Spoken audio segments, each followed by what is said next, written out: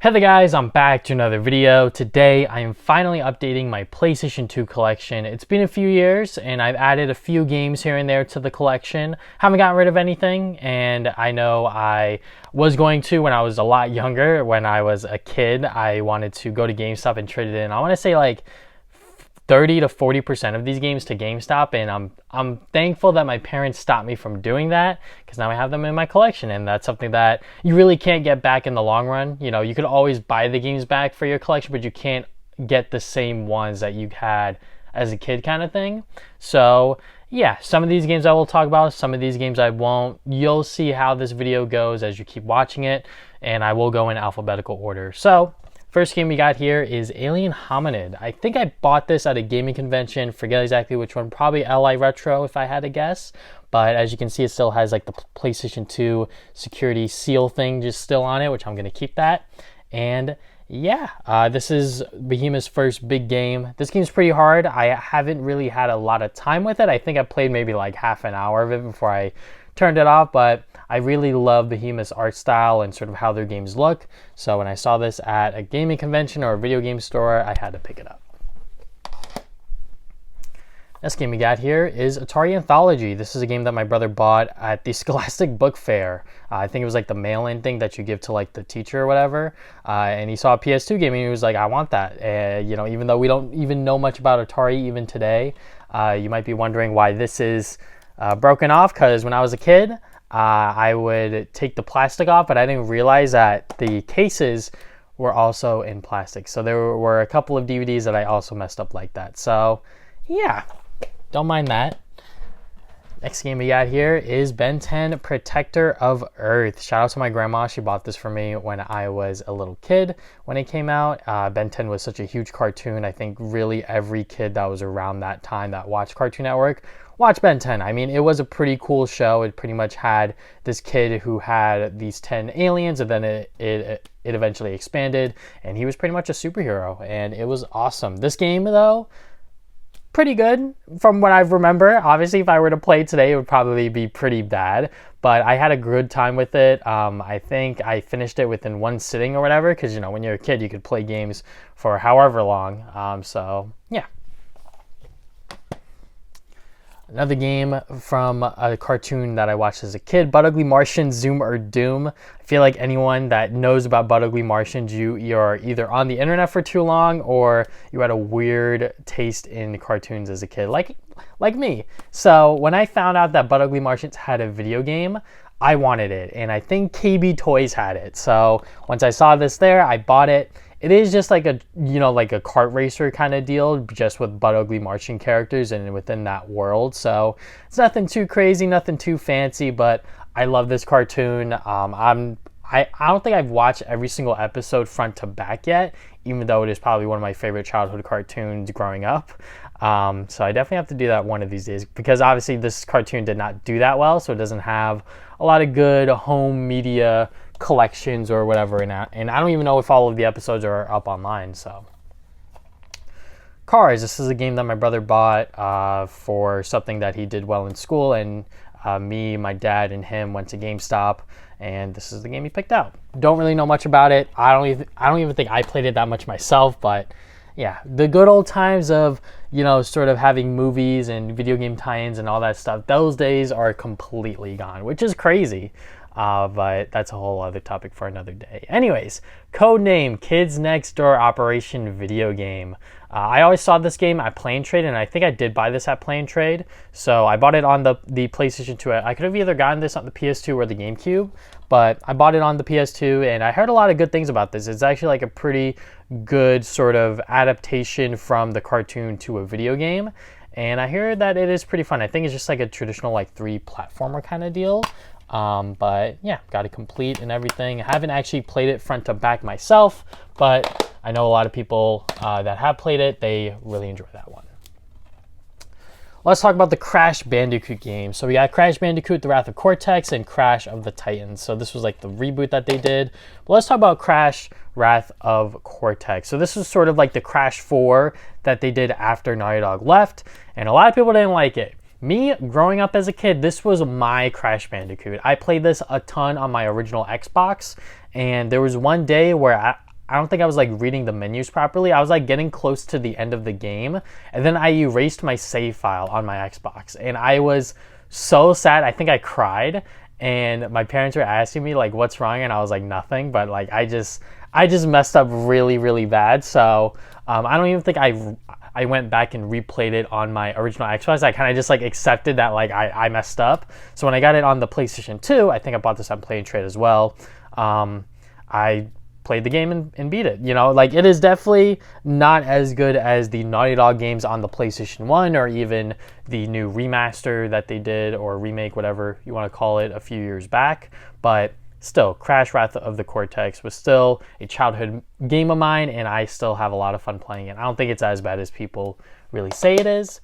Crash of the Titans, I have not touched this game since I bought it and played it as a kid, but I know that this one was very, very weird, very, very different. You like hijack and control, as it says, hijack and control a bunch of different enemies, and it's much more of a beat 'em up, not much of a platformer, but still I had a lot of fun with it. I even bought the sequel of it on the Xbox 360 because that's when they jumped to the next generation. So I was like, well, it's on the Xbox, I might as well go buy it on there.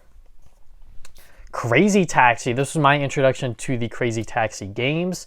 I've always heard about it, I've always seen it, and I bought this at Play and Trade for like $10 or something. And I was like, yeah, let me go and see what Crazy Taxi is all about. This is a very, very fun game. I was honestly kind of surprised how addicted I was when I first bought it.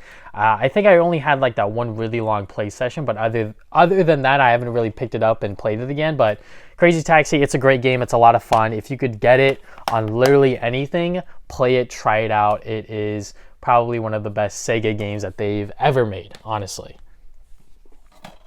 Now we got the Destroy All Humans game. Shout out to Damien, my best friend and my co-host on our podcast, the Travis and Damien podcast.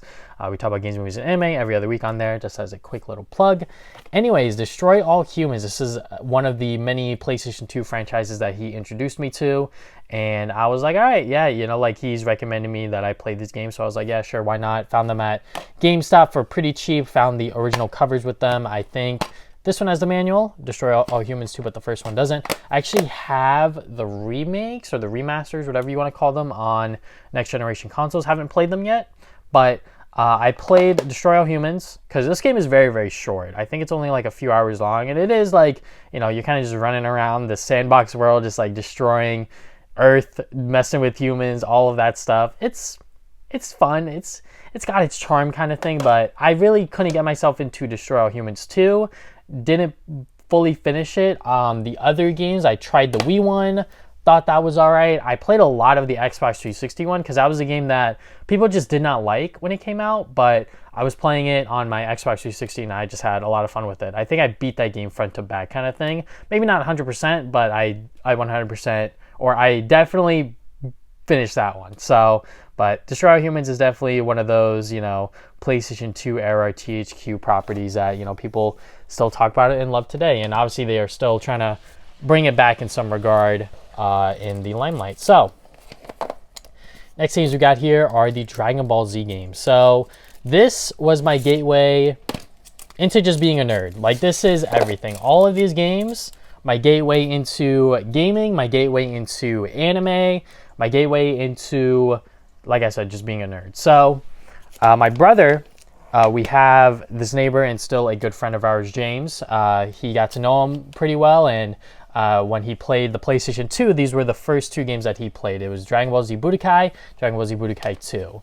And he had a lot of fun with those. So what he did was he went to my dad. He was like, I want one. And obviously, my dad doesn't know anything about video games. So he asked my neighbor's mom or just parents in general. I was like, all right, PS2, what the hell is that? So my dad, he went out of his way and he got us a PlayStation 2 for my brother's birthday. At first, I was reluctant on trying it out. I don't know why.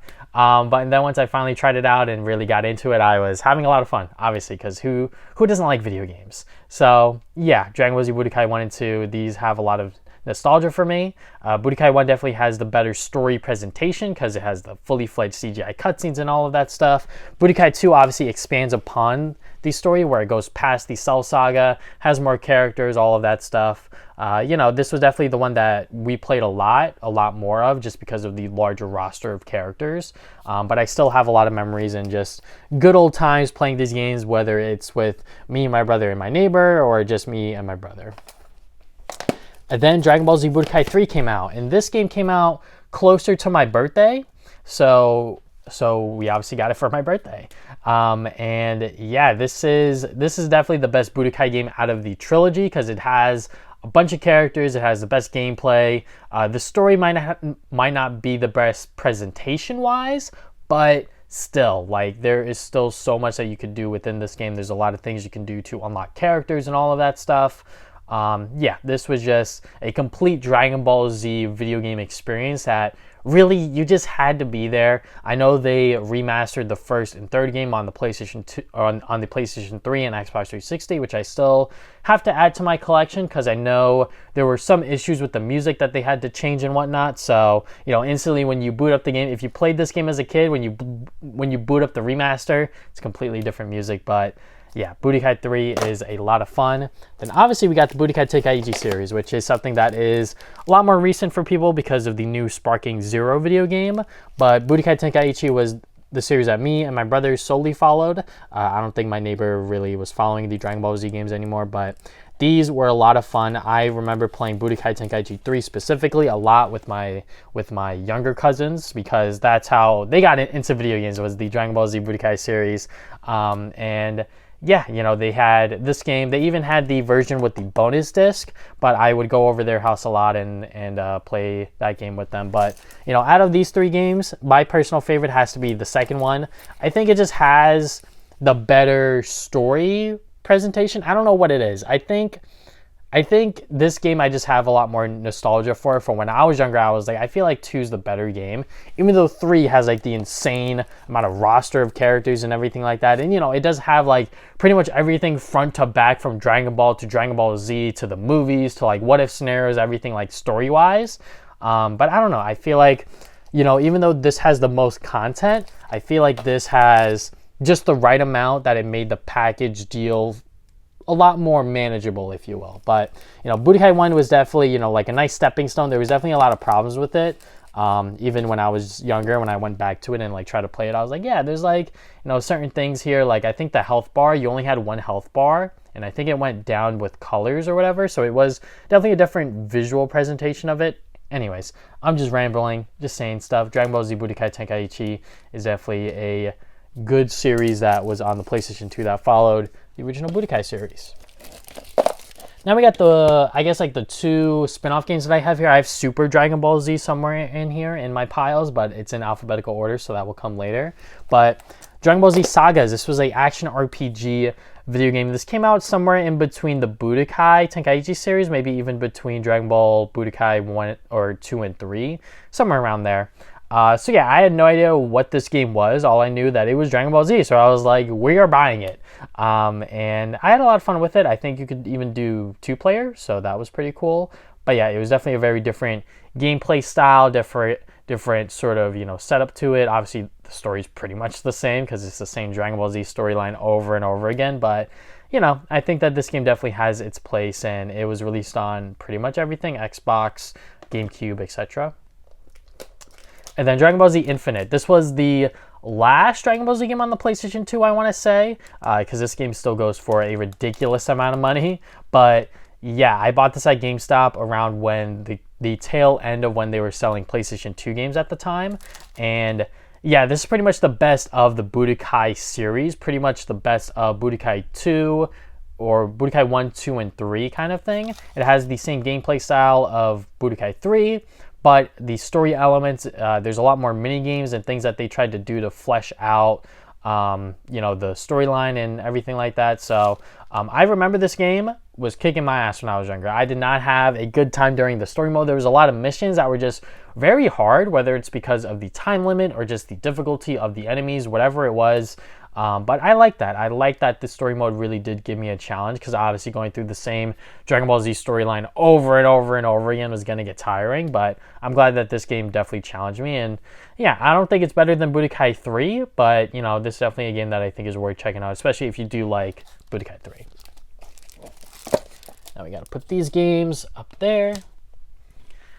Next game we got here is Ed, Edd n Eddy The Misadventures. Obviously, Ed, Edd n Eddy was another Cartoon Network show that I loved growing up, and I think I got this for my birthday or something like that. One of those. This was our first 3D Ed, Edd n Eddy game. We had one on the Game Boy Advance, but this one's obviously completely different.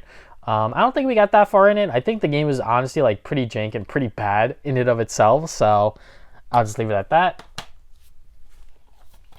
Grand Theft Auto San Andreas. This is the only GTA game I have. I used to own GTA 3 and Vice City, but I just didn't really play them that much, and obviously they are very common PlayStation 2 games, so I think I traded them into like some game store or whatever, or some toy store.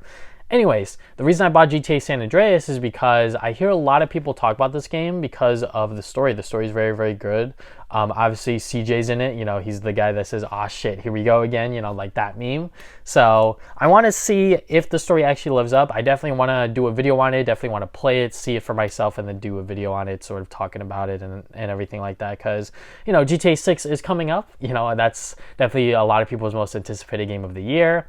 And, as someone who doesn't have a lot of experience with the GTA series, I played GTA 5 all those years ago on my Xbox 360, but, I haven't really played any of the other GTA games. So I definitely want to do that, play this game sometime in between now and when GTA 6 comes out. That might happen, that likely won't, I have no idea, but yeah. I got that recently at the Long Island Retro Gaming Expo, just by the way. Next game series we got here is the Jak and Daxter series. These are games that I've always seen at GameStop, Target, whatever it was. And I actually have them all greatest hits, I just realized. Damien was the one that really pushed me to like, hey, like go play these games. Like if you like Sly Cooper and you like Ratchet and Clank, like you should go and play these games. So I was like, all right, sure. So I got most of these at GameStop, I want to say. I think this one, Jak 2, I got at Target for brand new because it has the brand new or the later PS2 case design. But anyways, the Jak and Daxter series, I have not replayed any of these games since they came out, or not since they came out, since I played them, I want to say like the mid 2000s, before 2010. Somewhere around there. And, I played and finished nearly all of these games. Jak 2, I did not. Jak 2 is way too hard and too difficult. Jak 1 is a very solid 3D platformer. I could see why this is a lot of people's favorite game ever, because it is just a very, very good game. It has a very interesting story. The platforming mechanics are very, very solid. Every single level, every single world feels different, and there's a lot of collectibles and things for you to do. So see why people like that. Jak 2, I definitely have to go back and actually play it and finish it for myself, because I was just way too bad as a kid playing this game that I was just like, I am getting frustrated. The gameplay style is obviously very different from Jak 1 to 2. It's going for the more open world GTA thing. And then Jak 3, I actually played and finished at the time when I was getting into these games, and yeah, it was pretty fun. I always say that Jak 3 is my favorite, but obviously I have not. Like I said, I've not played these games in a very, very long time, and I hear a lot of people don't say a lot of great things about Jak 3 these days, but, I always like the sort of, like the open world setup that they were doing now, but, just like much easier difficulty level. And then Jak X. Jak X is actually very, very fun, but I must warn you, even if you get the greatest hits version, because this is what I heard. So the Black Label version, if you get it, and you create a save on your PS2 memory card, it corrupts your other save files, which did happen to me. So you might be asking, well, some people might have said the greatest hits version doesn't do that. That is false, because it corrupted my memory card that I had my extra Dragon Ball Z save files on, but I was glad that those were just the extras. So yeah, if you're gonna play this game, I think you should just play it on the PS4 or whatever, like just get like the download version or stream it or whatever, just so you don't run into that problem. Or just get a separate PS2 memory card that just has this game on it, and then stick the memory card in the slot there. So yeah, that is definitely something that you should be warned of. But Jak X, is a very fun game. I had so much fun playing through this weird sort of like Mario Kart style game, you know, like kart racing kind of thing, but it has action in it. Yeah, I just had a lot of fun with it, even though it did corrupt my save files and everything like that. So, last two games we got here. First, let's do Kim Possible. What's the Switch? I believe I bought this at Plain Trade, maybe some video game convention or whatever. But yeah, I hear that this is a very good like 2D, 3D platformer kind of game, but it has the Kim Possible license attached to it. So I got into Kim Possible pretty late, but you know, it is still a very, very good Disney cartoon. And I also love that final sort of like movie that they did. I think me and my brother watched that when it premiered on the Disney Channel. But anyways, yeah, I hear that this is like a very good sort of licensed platforming game. So yeah, and I played a little bit of it, not a lot, but I know that it is pretty good. Now what I know is good, Klonoa 2. Back in the day when I was getting into the Klonoa series and just like 3D platformers in general, I found this on GameStop. And I bought it and I was like, uh-oh, it doesn't have, you know, like pictures or anything. So obviously it came loose, no manual or anything. But the cover, I have the original cover. The cover's like sun faded. So I reprinted it. It's obviously not the best reprint, but you know, at least the colors aren't completely faded kind of thing. But yeah, Klonoa 2 is a follow-up to the original Klonoa on the PlayStation 1, and yeah, I have a lot of fun with the Klonoa series. This is definitely a underrated 3D platforming franchise. I don't really remember much of the story, but I still had a lot of fun playing it back in the day. All right, so now let's get into the next pile of games here. We got some Lego games. So these are another staple in my childhood sort of memories and everything like that. So the first game, this was how I remember the Star Wars movies, if you will. This was like my first exposure to them, because after this, I think my neighbor, same one that showed us Dragon Ball Z, he gave us the original DVDs of those movies, and we were like, all right, let's go watch them. But yeah, this was like my first exposure to Star Wars, and it was just a fun platforming collectathon kind of thing. And me and my brother, we went out of our way to 100% this game. I think every weekend morning we would just wake up and just play this game until we 100% it, which didn't take that long, you know, because obviously all we had to worry about was school, and then we would play this game, and then on the weekends we would just play this game. So, you know, I think it took us maybe 1 or 2 weekends or something like that. But yeah, this was my first ever video game that I 100%ed with my brother, and yeah, that was a lot of fun. So definitely a strong childhood memory with this one. And then we tried to do that with Lego Star Wars 2, which was the original trilogy. Didn't really stick around for that long. We did finish all 3 episodes, but we didn't 100% it. But still, you know, a fun Lego experience back when Legos would just, you know, mumble and everything like that. You know, there wasn't sort of like high production value for these games.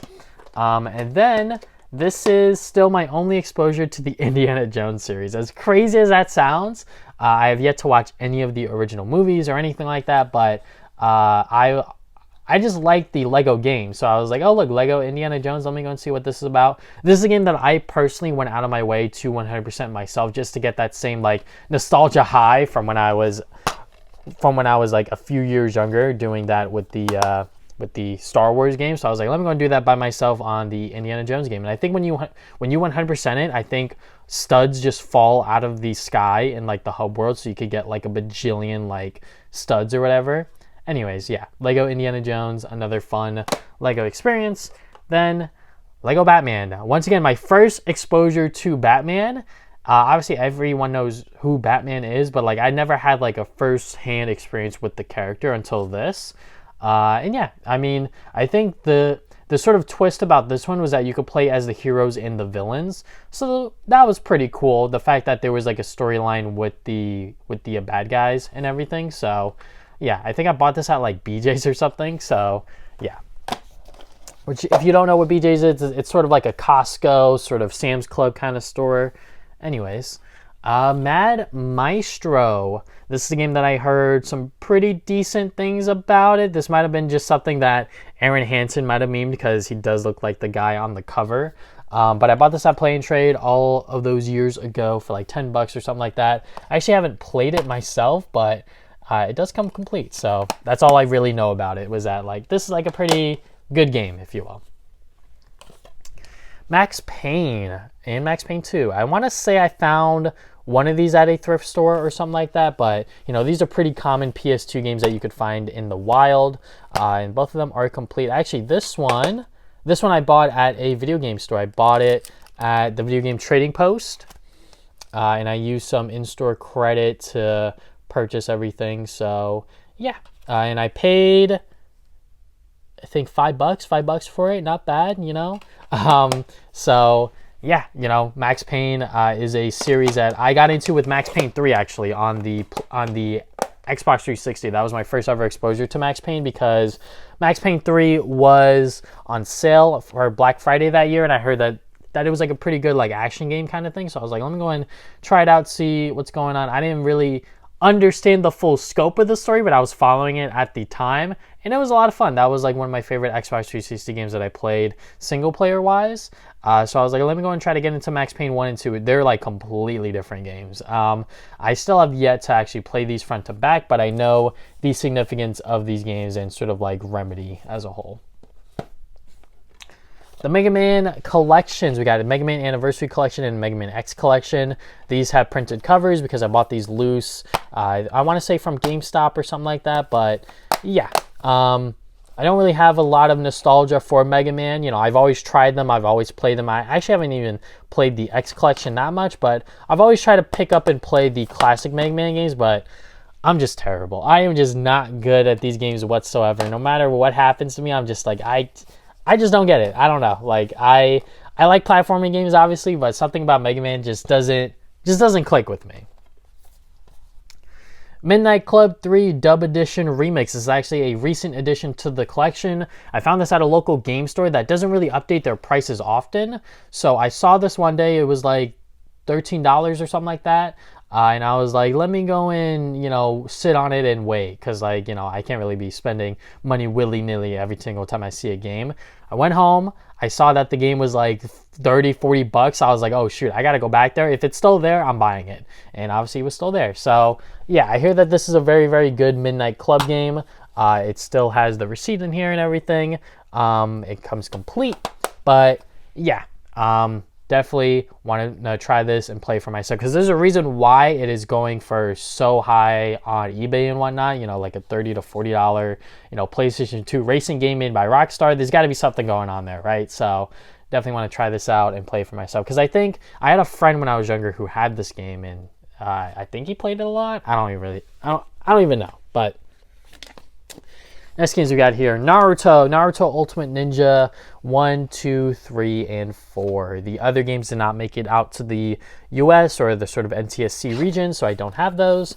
But Naruto Ultimate Ninja, this was the next anime fighting game that my neighbor / friend got into. So this was the one that me and my brother obviously followed suit. This was my introduction to Naruto. This was sort of like the next big anime that was on the horizon after Dragon Ball in my eyes. So I was like, oh, okay, like this one has like ninjas and whatnot. You know, there's like a lot of cool characters, you know, Kakashi, Gaara, Zabuza, etc. So, you know, I was very, very into these games. I still have memories of playing Ultimate Ninja 2 actually. On road trips, the car that my dad would drive, it had like a TV built into it. So we would hook up the PS2 and we would sometimes play obviously Dragon Ball, but you know, if like my brother didn't want to play, I would play Naruto. And I remember playing Naruto Ultimate Ninja 2 and just going through the story and just sort of like what was going on there.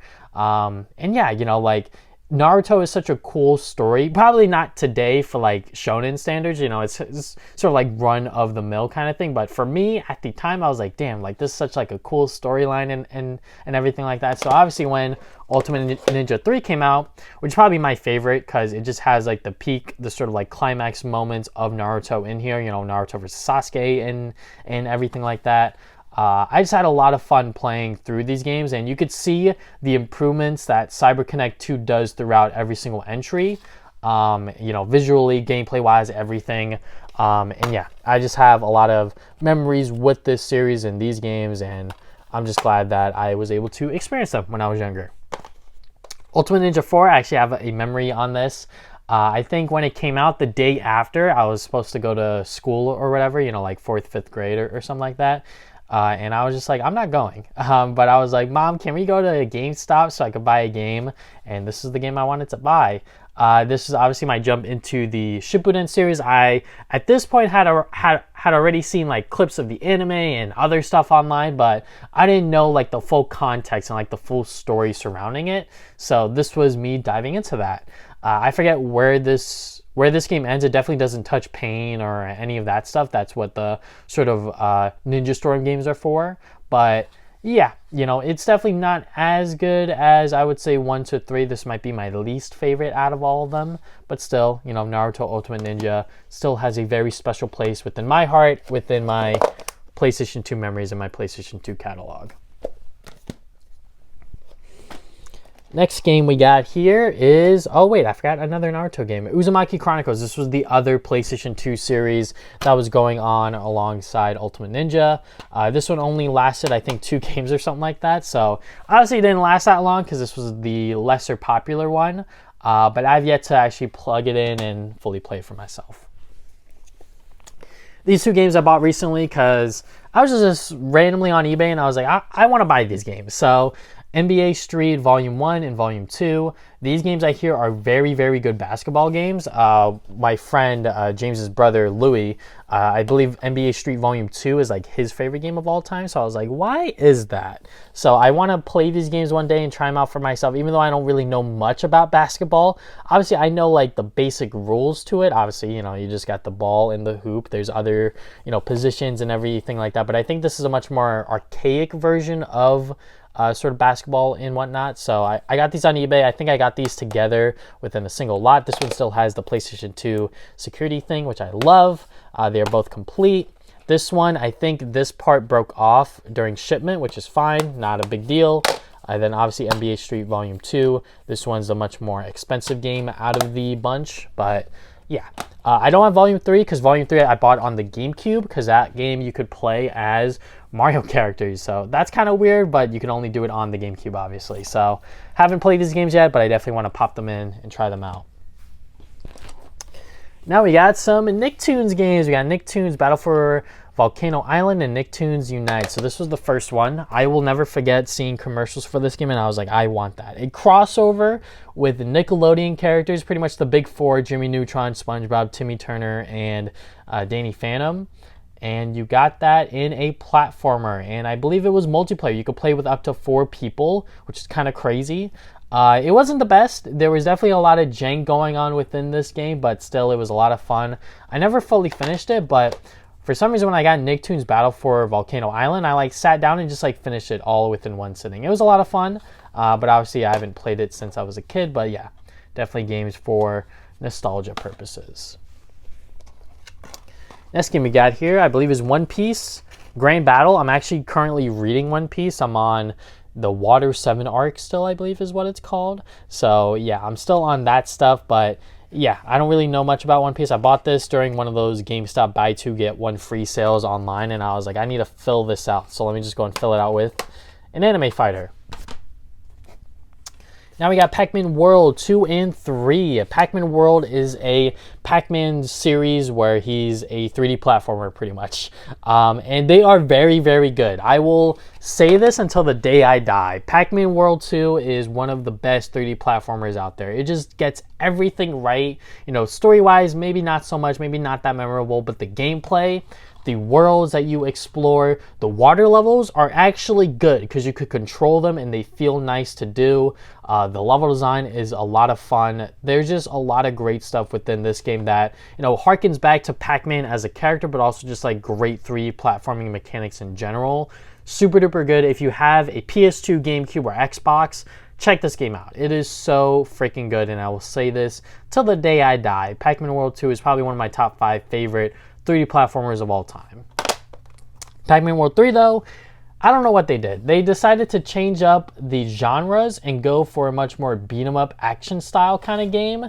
And Pac-Man can talk now. There's a lot of weird things about this game that just didn't connect with me when I was playing it. So I played like the first few hours of it and I just never picked it back up. So yeah, that's all I can really say about Pac-Man World 3. But hopefully World 2 gets a remaster, remake treatment soon. Because like I said, the best game in the series, in the sort of trilogy, if you will, and one of my favorite 3D platformers ever. Next game we got here is PaRappa the Rapper 2. This was a game that me and my brother bought on Amazon back in those days where you could buy brand new games on Amazon and like not be afraid that it's from like a third-party seller or anything like that. This was way before Amazon became like Amazon Prime and everything like that. So yeah, this is a game series that one of my brother's friend, and I guess one of my friends now, Kojo, introduced us to. And yeah, it's like a rhythm game where this dog is a rapper and he goes through levels trying to solve various tasks or whatever. It's pretty fun. I think if you like rhythm games, you will definitely like this one. It has all of the original inserts and everything like that. Because like I said, I bought this brand spanking new because for some reason we couldn't find it at GameStop or anything like that. So yeah, definitely one of the more obscure, rarer kind of PS2 games at the time. I guess nowadays within the day and age of retro gaming, you could just buy it on eBay or whatever, right? So yeah. Next game we got here is Power Rangers Dino Thunder. This is definitely not what me or my brother expected. We were big Power Rangers fans growing up, and obviously Dino Thunder was the series that was going on at the time. So this game has you control the Zords. You'd never play as the Rangers, so that was kind of weird, but you just do like various missions and whatnot. It's okay. I think from a Power Rangers game perspective, I think you would always want to play as the Rangers and not the Zords. Obviously doing the Zords is a lot much more flashier, but you know, doing a much more, I guess, like beat 'em up style kind of game is something that I think a lot of kids would have wanted. Even me as a adult today, you know, 26 years old, I think Power Rangers should always be like a side-scrolling beat 'em up kind of game. Obviously, you could do other genres, but I think controlling the Rangers is something that you should always do. Next game we got here is Psychonauts. This is another game that Damien has introduced me to. I have not actually played and fully finished it. I played a little bit of it, was getting into it. It's definitely a very interesting 3D platformer that is different in a lot of ways, but like I said, haven't really fully dove into this one. Next game we got here is Ratatouille. So this is a weird game because obviously Ratatouille, movie tie-in game, pretty cool. I still have the original sticker or the original coupon that you could use to get a free ticket admission, maximum of $7.50. Kind of crazy, but yeah, this is a game that I remember when I was younger. I would wake up and I would actually play this game and like try to finish it because this is like just like a platformer. I think it is just literally a 3D platformer with the Ratatouille movie going on in the background, like as the story. I think there's obviously like slight subtle changes that they do from the game from the movie kind of thing. But yeah, you know, if you like Ratatouille and you want a movie tie-in game, I think that this one isn't terrible. It's not the worst thing in the world, is what I would say. Now, let's talk about the big boy PlayStation 2 mascot of 3D platformers, which is the Ratchet and Clank series. So this is a franchise that took me a while to get into, not because of reluctance, but because of a story real quick. So Damien, obviously, he is the one that showed me these games. Randomly, he came over to my house and he had these in his backpack, and I was like, what are these? He was like, yeah, it's the Ratchet and Clank games. I think he brought them over to like his cousin's house or something because he just loves these games so much and he plays them over and over again. So when I bought these, obviously I started off with the original trilogy. I started off with these games, and when I bought them from GameStop, only 2 of them worked. So I had to stick with Ratchet and Clank Going Commando as my first Ratchet and Clank game. As much as I didn't want that to be it, you know, that's just how it was. So not a bad start. This is a photocopy of Damien's box art. That's why it's like cut off here. But anyways, it is the original Black Label copy.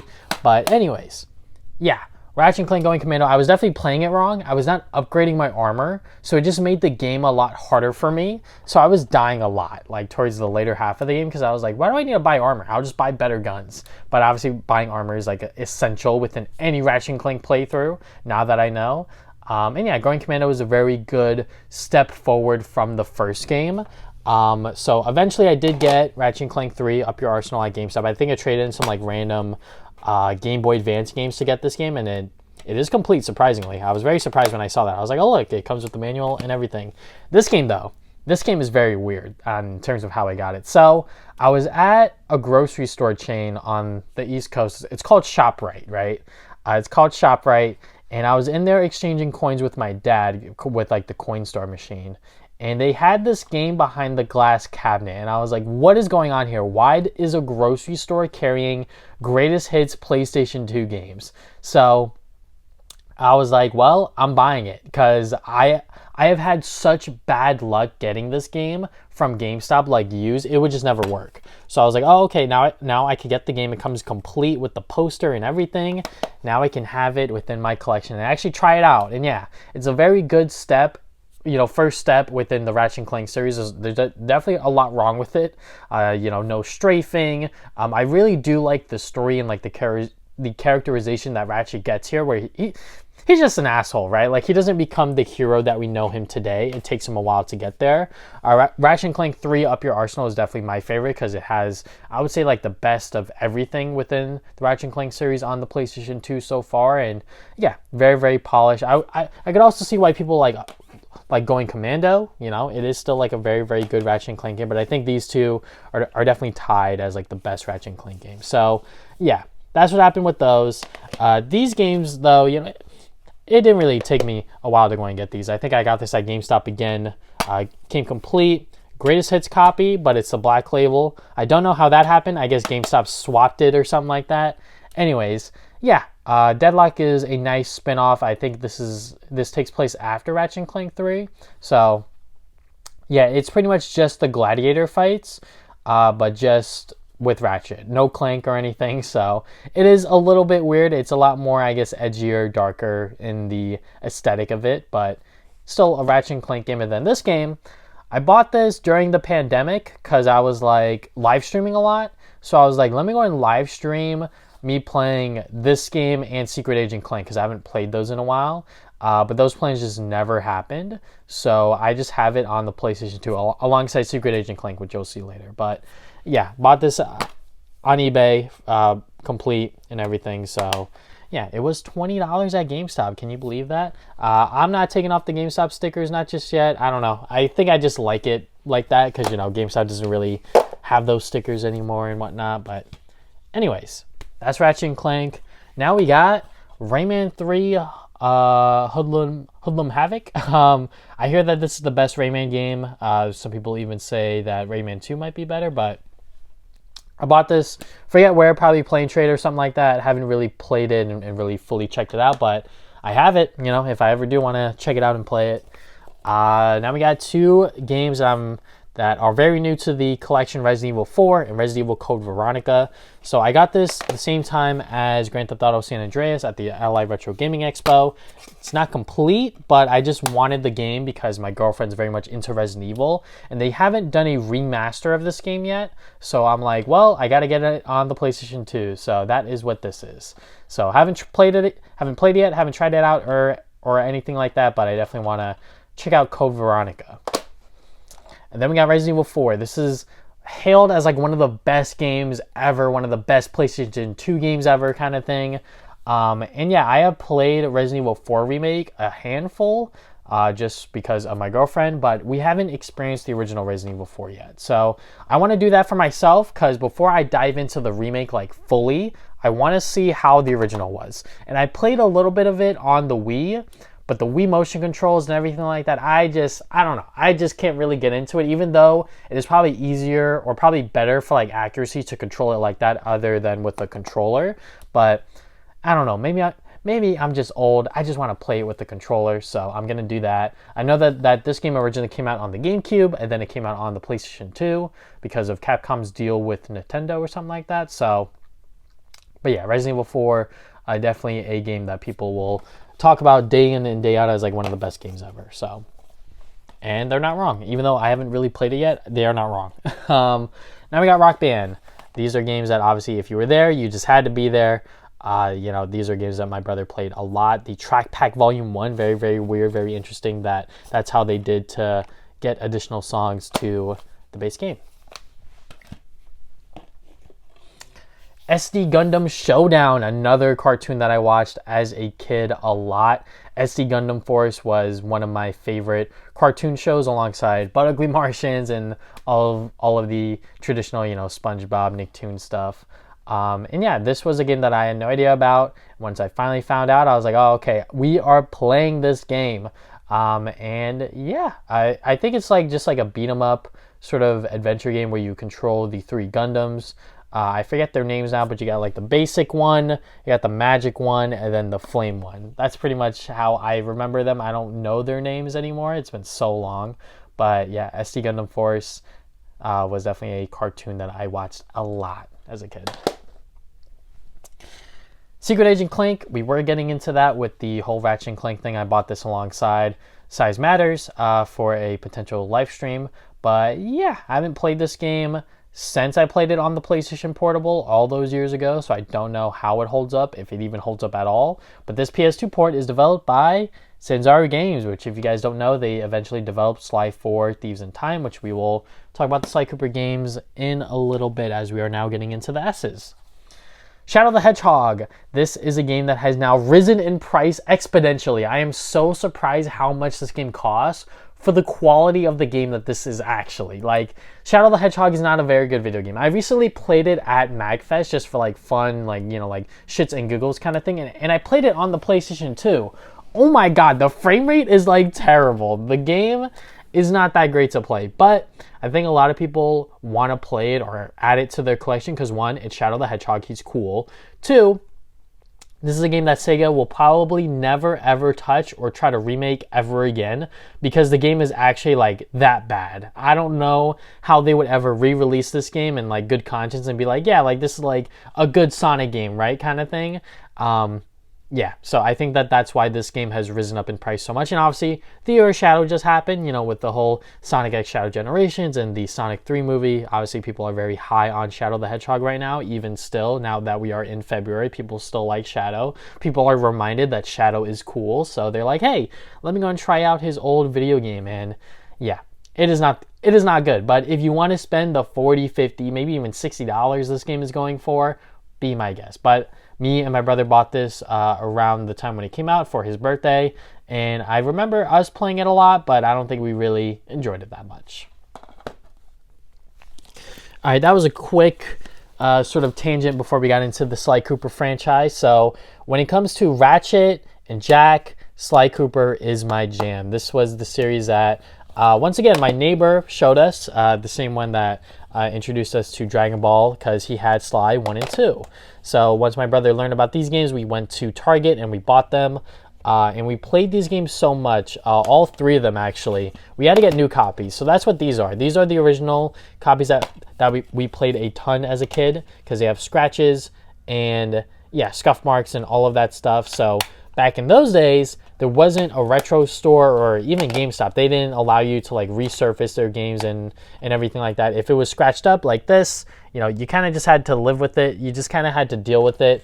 And yeah, we just played these games so much that they are scratched up and scuffed. So we had to get new copies of them and actually take care of them, which is what these are. I actually popped this one in recently to do a whole Sly 2 retrospective on, which you could watch on the channel because I wanted to play it on the original PlayStation 2. I wanted to play it on the original hardware, but now you can play them on PlayStation 4 and PlayStation 5 for like $10 a piece or something like that. So that's crazy. I love that.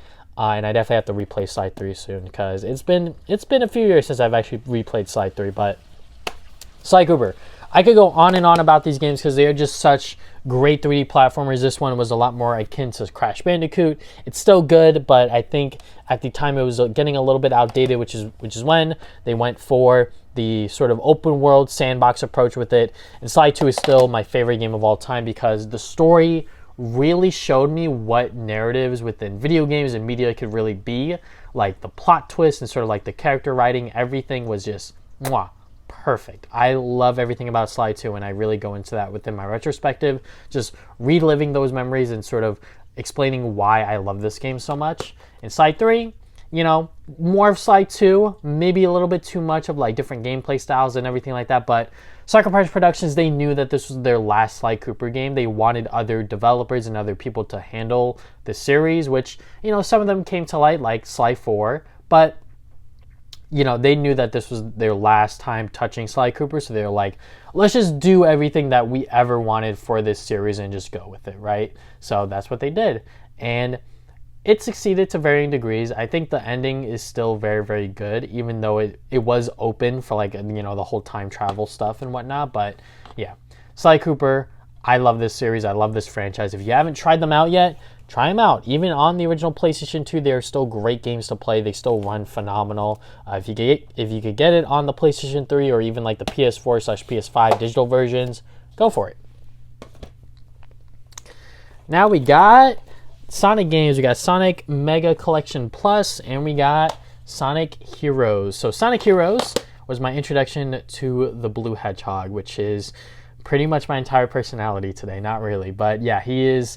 This game is the reason why I am a Sonic fan, and I love this game. Even though there's definitely problems with it, I haven't replayed it in a while, and I think the PS2 version is not the best. I have replayed it on the GameCube. I actually don't think me and my brother even fully finished the game. We got our friend's save, Kojo. We got his save so we could actually experience the last story kind of thing.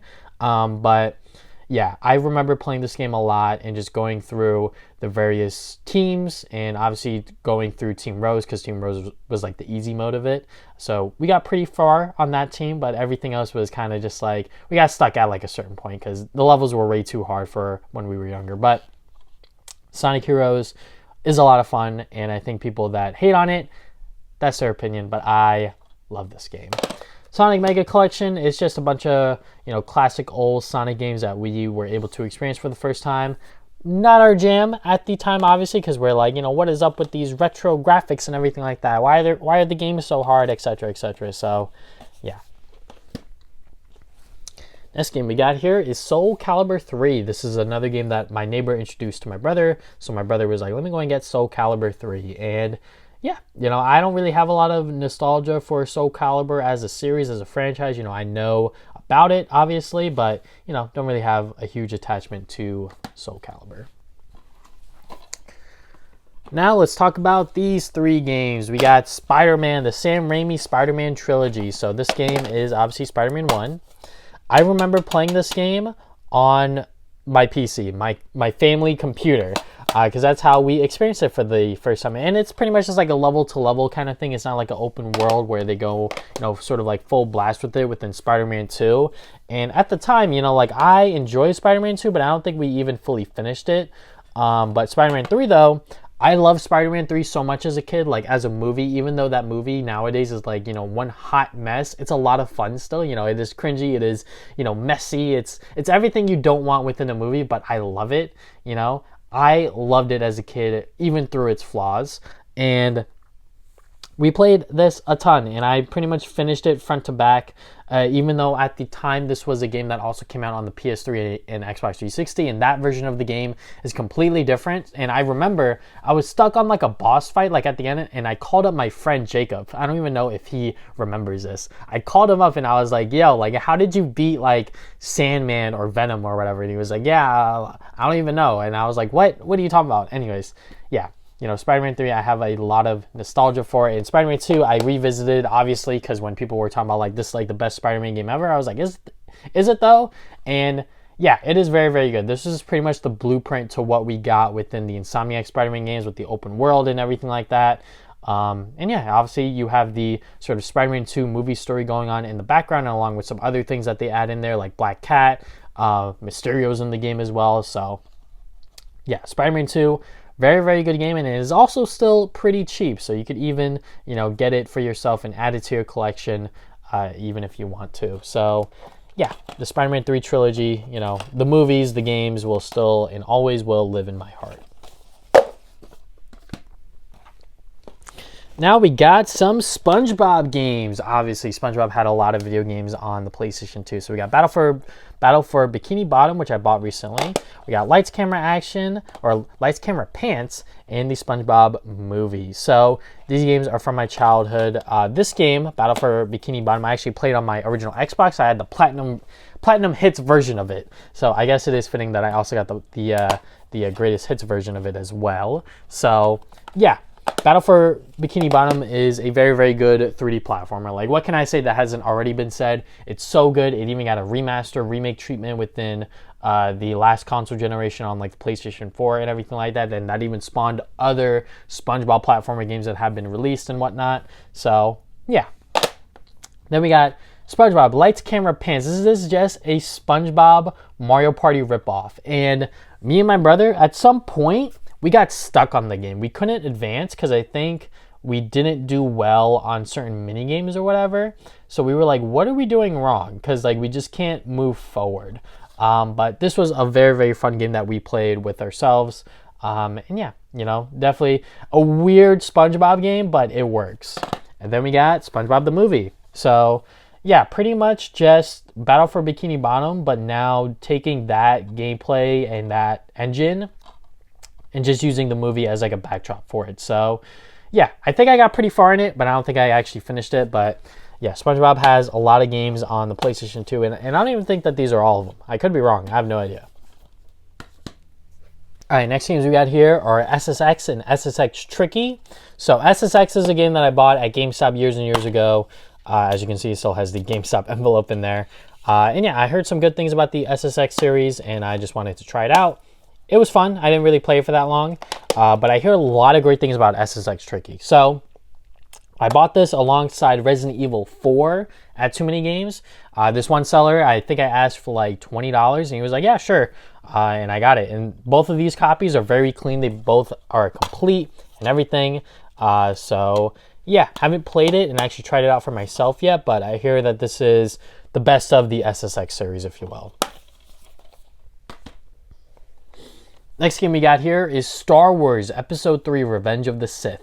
This is actually a good movie tie-in game. I remember when my brother bought this, and for some reason it had like a security thing in it. I don't know why, but yeah, this is a very good movie tie-in game. Like, it actually is like built like the movie, and I think that there is even like an alternate ending where you could have Anakin kill Obi-Wan, and then you see him sort of become Darth Vader and everything like that. And I think he even kills Palpatine right then and there. I forget. But yeah, this is a very, very good movie tie-in game. I think if you haven't played it yet and you like Star Wars, definitely check it out. I think it's available on other platforms as well. But yeah, when we played it on the PlayStation 2, it was a lot of fun. And I even think you could do 1v1 modes and whatnot. So yeah. Now we got Super Dragon Ball Z. So during our whole Dragon Ball Z collecting spree, when this game came out, I remember my dad, he took me to Best Buy, and I was like, yeah, I want to get like the new Dragon Ball game, because I think we saw it in like an ad or whatever, and he knows that we like the Dragon Ball Z game, so he's like, all right, so we got it. We obviously had no idea that this was like a traditional fighting game, so we weren't that big of a fan of it. But yeah, this is like the only like traditional fighting game Dragon Ball Z game on the PlayStation 2. So if you want something a little more in line with that, then I guess you could play this game, because all of these other ones, it's either an action RPG or an anime fighting game. So yeah. Next games we got here are the TAC games. We got TAC 2, The Staff of Dreams, and I believe this is TAC 1, The Great Juju Challenge. I hear that these are pretty good like 3D platforming games. Obviously, I bought these at GameStop, so they come in these very, very cheap DVD cases. But I haven't actually fully played these games yet. I know that they also had a Nickelodeon show attached to it. I actually never watched that, me personally. But yeah, I hear that these are actually like pretty good 3D platformers. I definitely want to try out and play one of these days. Teenage Mutant Ninja Turtles 2003. This was another one of my childhood cartoons growing up. I loved the Ninja Turtles, and I love them today. And this was the version that got me into them. And this is probably still my favorite version of the Turtles by far, bar none kind of thing. In this game, was pretty difficult when we were younger, and then we discovered cheat codes. We inputted a bunch of cheat codes that gave us infinite lives, infinite shurikens, all of this other stuff, and we were able to blitz through the game and sort of see the cutscenes and everything like that. So yeah, this was a lot of fun. You could play up to 2 players and everything. You pretty much go in line with what the cartoon was showing you in chronological order. So yeah, I definitely have to get the other games that are on the PlayStation 2, TMNT 2 and TMNT 3. I believe it's Battle Nexus and Mutant Mayhem, I forget. So yeah, I bought those on the original Xbox, but obviously I don't have a original Xbox, so I'd have to repurchase them for the PS2. The Fairly OddParents Shadow Showdown. This was actually not that bad of a 3D platformer from what I remember. Me and my brother would play this a lot. And it was actually like not that bad. So obviously this is nostalgia talking, so I don't really know how it holds up today. But yeah, it is just a 3D platformer set within the Fairly OddParents universe. The Legend of Spyro games. Now, this is a reboot series that has also sparked a lot of controversy, just like the Crash of the Titans game did. And this is a game that I got for my birthday. Shout out to my neighbor, James Louie, and his parents, because they got me this game for my birthday, because they even asked me personally, like, what do you want for your birthday? I was like, I want the new Spyro game. And they were like, all right, fine. So they got me the new Spyro game. And I played this a ton. I literally played this front to back, because this was my introduction to Spyro, and I love it. I love what they did with this character and sort of this, way to do platforming and everything like that. So yeah, even though it probably gets a lot of hate and, not as much love as it did, as much as I did as a kid, I definitely want to go back into these games and see what they're all about. Then The Legend of Spyro, The Eternal Night. This was the sequel to it. My grandma bought this for me, and as I started playing it, I just wasn't that into it. I don't know what it was. I just couldn't really get into it. And then when the third game came out, I revisited it. I started a whole new save, started from the beginning, and I beat it. And that ending was like crazy. Like, I don't want to spoil it, but the ending was like, oh my God, like what just happened? Like, what the hell is going on here? So it sets up for the third game like perfectly, and I love that. So yeah, that was definitely the most memorable part of Eternal Night, is what I will say. Now we got another recent purchase. I put this in a Wii case because I don't have any other DVD cases, but it is The Sims Bustin' Out. I bought this at the same game store as Midnight Club 3 and SpongeBob Battle for Bikini Bottom, because my girlfriend, she loves The Sims. So I was like, yeah, we could go and get that game. I think it was like $5 loose. I don't really have, intentions of maybe one day I will get it complete or whatever, but I'm not killing myself over it kind of thing, So yeah, haven't tried it out yet, but I know she loves The Sims, so that's why it's in the collection. TMNT 2007. This is based off of the CGI movie that they did that was like a pseudo sequel to the live action Ninja Turtles movies, but not really, sort of starting up from the ground up with these characters. And yeah, it's pretty cool. There's definitely a lot of changes that they do within the story. It's not like a one-to-one recreation of the movie. There are certain things that they expand upon, certain things that they add. But yeah, it is a pretty cool movie tie-in game. It's pretty much a action platforming beat 'em up, if you will. So take that for what you will.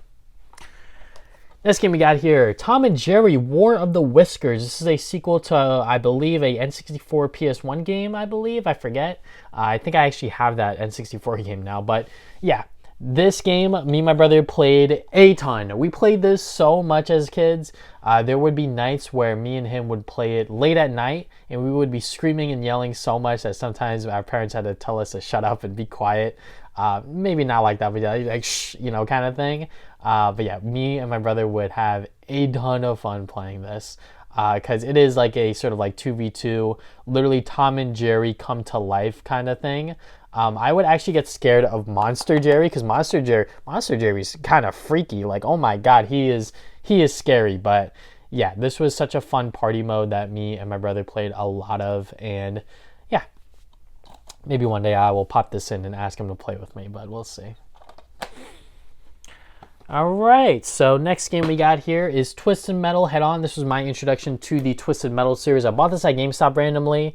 They were getting rid of their PlayStation 2 section, and this was one of those weeks that they had the buy two, get one free sale on their used games. So I was like, Twisted Metal, let me go and try that out. And yeah, I had a lot of fun with this game. This is my introduction to the series, like I said, and it's pretty much you just destroying other cars with weapons. And what can you go wrong with that? I think the PlayStation 3 game is definitely a lot better, but as a introduction to the series, not that bad. Now we got Ty the Tasmanian Tiger. So we got Ty 1 and then we got Ty 2. You might be asking, why don't I have Ty 3? So the reason why I don't have Ty 3 is because Ty 3 doesn't work on the PlayStation 2 Slim. It's one of the few games that doesn't work on that console, and I only have a PS2 Slim. So I'm like, well, I can't play that game because I bought multiple copies of it, and I even had it like resurfaced and everything because for some reason it just wasn't booting up, and I was like, what is going on here? But Ty the Tasmanian Tiger 3 does not work on a PS2 Slim if you have one. So just as a warning to anyone out there looking to get the Ty games on the PlayStation 2. So yeah, but it is another one of those 3D platforming series. I got into it a lot later than the Sly Cooper, Ratchet and Clank, Jak and Daxter kind of thing. And yeah, they're pretty cool. I don't have a lot of things to say about them because I actually haven't played these front to back, but they definitely have a following, is what I will say.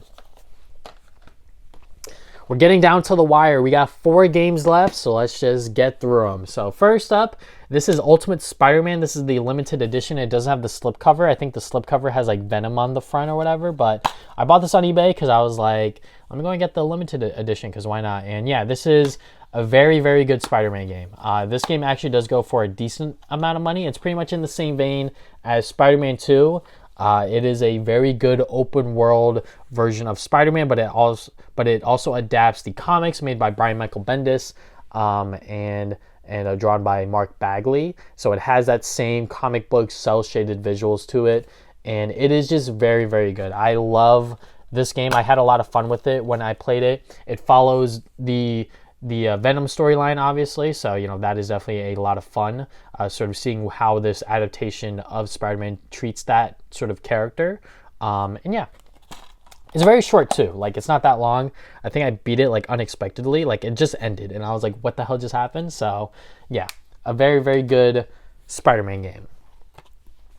Viewtiful Joe 2. I don't have the first one because I bought it on the GameCube. So then I bought this one. I think I bought it at Plain Trade because this print cover is not my work. Also, it's in a Blockbuster case, which is kind of weird, but I kind of like it. But yeah, Viewtiful Joe. I don't even know how to describe these games. I think they are 2D platformers, if I want to say 2D action platformers.